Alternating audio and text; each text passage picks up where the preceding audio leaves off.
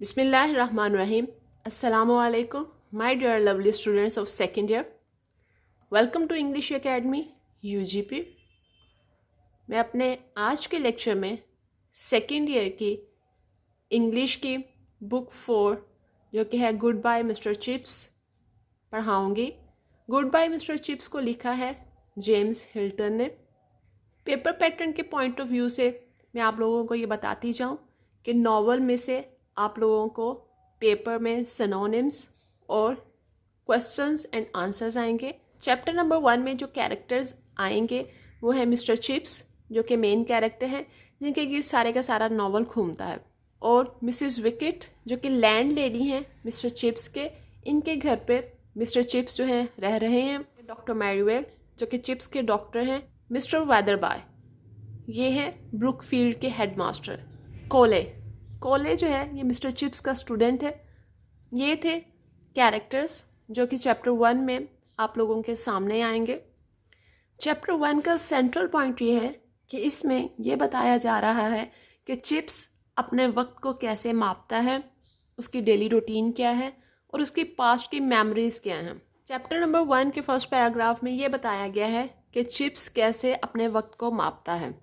James Hilton कहते हैं कि जब आप बूढ़े हो रहे होते हैं तो आपको बाज़ औक़ात बहुत दफ़ा गनूदगी महसूस होती है और घंटे ऐसे गुजरते हैं जैसे कि सुस्त मवेशी चरागाह पे चारा खा रहे हों। और चिप्स के साथ भी कुछ ऐसा ही था क्योंकि ख़ज़ां की जो तालीमी दौरानिया था वो शुरू हो चुका था और दिन बहुत ही छोटे हो चुके थे। चिप्स बिल्कुल ओल्ड सी कैप्टन की तरह ब्रुकफील्ड के सिग्नल्स को अपने वक्त को गुजारने के लिए इस्तेमाल करता था।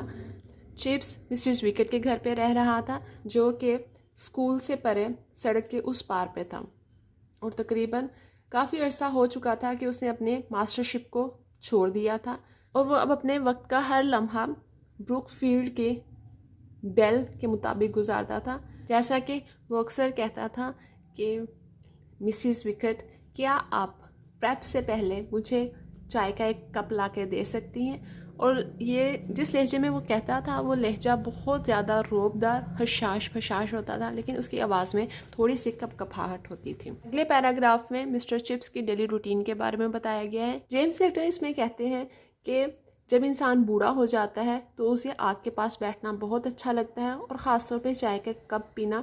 और जहाँ तक मिस्टर चिप्स का ताल्लुक़ था तो उसे स्कूल्स की बेल्स को सुनना बहुत अच्छा लगता था, ख़ासतौर पे रात की बेल, हाज़िरी की बेल और प्रेप क्लास की बेल। और उसके बाद अंधेरा छा जाता था। जब अंधेरा छा जाता था तो चिप्स सबसे पहले अपनी घड़ी को चाबी देता था आखिरी बेल के बाद। उसके बाद वो आग के सामने जाली रख देता था, गैस बंद कर देता था और कोई भी जासूसी नावल उठा के अपने बेड पे चला जाता था। और वो इस जासूसी नावल का एक पेज से ज़्यादा हिस्सा नहीं पढ़ पाता था कि वो अपनी नींद की वादी में खो जाता था। उसके दिन और उसकी रातें इसी तरह ख्वाबों से और नींद से भरी हुई थी। इसके बाद डॉक्टर मैरीवेल का बताया जाता है जो कि हर 15 दिनों के बाद मिस्टर चिप्स को देखने के लिए आते होते थे। डॉक्टर मैरीवेल और मिस्टर चिप्स का बड़ा अच्छा ताल्लुक़ था। डॉक्टर मैरीवेल हमेशा मिस्टर चिप्स को ये एहसास दिलाते रहते थे कि उनमें कोई भी सीरियस डिजीज़ नहीं है और वो उससे भी ज़्यादा कहीं फिट हैं। और वो ये कहते होते थे कि उसे शुक्र अदा करना चाहिए कि उसमें कोई भी ख़तरनाक बीमारी नहीं है और वो उन खुशकिस्मत लोगों में से है जो कि अगर कभी मरे तो कुदरती मौत ही मरेंगे। और जब कभी चिप्स को नज़ला ज़ुकाम हो जाता तो मैरीवेल मिसेस विकेट को साइड पे ले जाके कहते, look after him you know, इसका ख्याल रखना, तुम जानती हो ना, इसका सीना, इस पर जब बोझ पड़ता है तो इसके दिल पे बोझ बढ़ जाता है। इसके साथ कोई मसला नहीं है, सिर्फ ओनली एनोडोमिनी, सिर्फ बुढ़ापा है। और ये जो बुढ़ापा होता है ये सब बीमारियों से ज़्यादा ख़तरनाक होता है। मिस्टर चिप्स 1848 में पैदा हुए और वो कहते हैं कि मैं ग्रेट एग्जीबिशन में एज अ टोडलिंग चाइल्ड, मतलब रेंगते हुआ जो बच्चा होता है उसे टोडलिंग चाइल्ड कहा जाता है, एक टोडलिंग चाइल्ड के तौर पे उन्होंने ग्रेट एग्जीबिशन को अटेंड किया था। और उन्हें इस बात पे बड़ी खुशी होती थी कि शायद उन बहुत से लोगों में से सिर्फ वही जिंदा हैं जो कि इस चीज़ की शेखी भगाड़ सकते हैं कि उन्होंने ग्रेट एग्जीबिशन को अटेंड किया हुआ है। और उसके साथ साथ मिस्टर चिप्स अक्सर ब्रुकफील्ड में वेदरबाय के टाइम को भी याद करते होते थे। वेदरबाय ब्रुकफील्ड के हेडमास्टर थे उस वक्त जब मिस्टर चिप्स ने ब्रुकफील्ड को ज्वाइन किया था। उस वक्त 1870 में वेदरबाय एक बूढ़े आदमी थे। मिस्टर चिप्स ने 1 साल मेलबरे में काम किया था ब्रुकफील्ड में काम करने से पहले, लेकिन उन्हें मेलबरे कोई ख़ास पसंद नहीं आया था। लेकिन ब्रुकफील्ड को उन्होंने बहुत पसंद किया था बिल्कुल शुरू से ही। उन्हें याद है अपना पहला इंटरव्यू, जब एक चमचमाती हुई जुलाई की सुबह थी। फील्ड के बच्चे बॉर्नहर्स्ट के खिलाफ खेल रहे थे और बॉर्नहर्स्ट के बच्चों में से एक बच्चे ने उस वक्त एक ब्रिलियंट सेंचुरी बनाई थी। अजीब सी बात यह थी कि मिस्टर चिप्स को ये सारा कुछ बड़े अच्छे तरीके से याद था। उन्हें याद था कि वेदरबाई बहुत ही मोहब्बत करने वाले और बहुत ही शाइस्ता शख्स थे, और यकीनन वो उन दिनों में बहुत ज़्यादा बीमार थे क्योंकि गर्मियों की छुट्टियों के दौरान ही उनकी डेथ हो गई थी। लेकिन उन दोनों को एक दूसरे से बात करने का मौका ज़रूर मिला था। वो अक्सर आग के पास बैठकर मिसेस विकेट के साथ मिस्टर वेदरबाई की मेमोरीज को शेयर करते होते थे। वह कहते होते थे कि उनकी तस्वीर आज भी मेरे जहन में बिल्कुल वैसे ही तरोताज़ा है, और वो सारे का सारा मंजर जिसमें हम दोनों की आपस में बातचीत हुई थी वो बिल्कुल वैसे का वैसे ही रोशन मेरे दिमाग में है। जब वो लोग वेदरबाई की स्टडी में बैठे हुए थे तो उस वक्त वेदरबाई ने मिस्टर चिप्स को ये कहा था कि तुम एक नौजवान आदमी हो मिस्टर चिपिंग, और ब्रुकफील्ड एक पुरानी बुनियाद है। जवानी और बुढ़ापे का कॉम्बिनेशन बहुत अच्छा होता है। तुम अपना सारे का सारा जज्बा ब्रुकफील्ड को दे दो तो ब्रुकफील्ड यकीनन तुम्हें बदले में कुछ ना कुछ ज़रूर देगा। और किसी को भी अपने साथ धोखा करने की इजाज़त ना करना। मुझे पता है कि तुम्हारा डिसिप्लिन कभी भी अच्छा नहीं रहा, ख़ासतौर पर मेलबरे में, लेकिन तुम्हें इस चीज़ को जहन में रखना है कि तुम एक भरपूर नौजवान हो और तुम्हें बहुत ज़्यादा तजुर्बा यहाँ से लेना है, और यहाँ पे तुम्हें एक दूसरा मौका मिल रहा है। इस वजह से तुम शुरू से ही बहुत ज़्यादा मजबूत रहना, यही तुम्हारी तरक्की का राज होगा। चिप्स अपने करियर की हिस्ट्री और ब्रुकफील्ड और वेदरबाई के बारे में अपनी यादों को शेयर करने के बाद अपनी प्रेप क्लास की याद को भी शेयर करता है। वो कहता है कि उसे अपनी पहली क्लास याद है, जो कि उसके लिए एक बहुत ही मुश्किल एक्सपीरियंस था।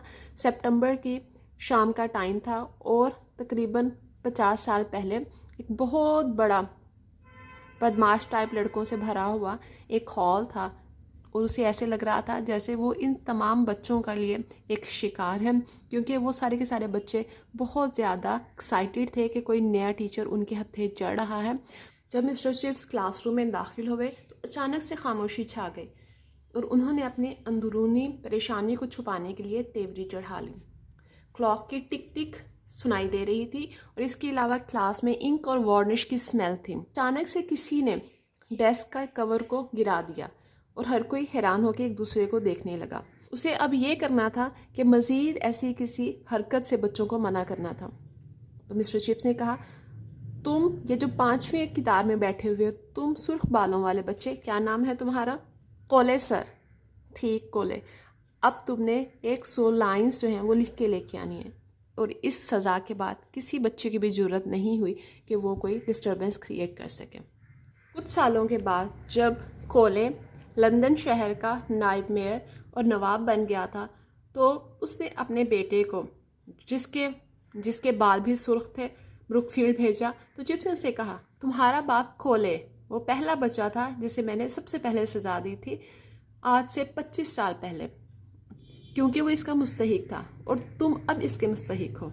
सारे के सारे बच्चे इस बात पे हंस पड़े। इसी बात पर सर रिचर्ड भी हंसे जब उनके बेटे ने उन्हें ये स्टोरी संडेज लेटर में उन्हें लिख के भेजी। कई साल गुजरने के बाद इससे बेहतर मजाक थे जो कि याद किए जा सकते थे, क्योंकि एक और कोले आ गया था जो कि कोले का बेटा था, जो कि पहले कोले का बेटा था, मतलब उसका ग्रैंडसन भी वहीं पे आया था।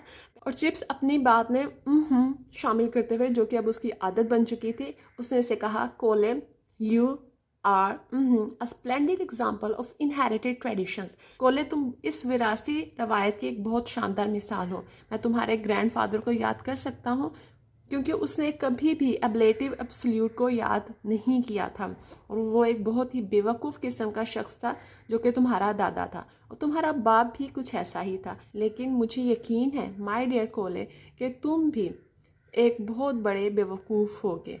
मिस्टर चिप्स जब ख़ज़ां की हवाओं से बजती हुई खिड़कियों के शोर के साथ आग के सामने बैठते तो मज़ाह और उदासी की एक लहर उन पे छा जाते, यहाँ तक कि उनके आंसू बहने लग जाते। यही वजह थी कि जब मिसिस विकेट चाय का कप लेके आती तो उन्हें ये भी पता ना चलता कि वो हंस रहे हैं या रो रहे हैं। जो शॉर्ट क्वेश्चंस आप लोगों ने करने हैं वो हैं, how did mister Chips measure his time, what did Chips do after the last bell, what was the name of mister Chips doctor and when did he came to visit, what was the opinion of doctor about Mr. Chips and what was his real problem, who was Mr. Weatherby, where did Mr. Chips teach before joining Brookfield School, what did Mr. Weatherby advise Mr. Chips, who was Cole and how did Mr. Chips punish him.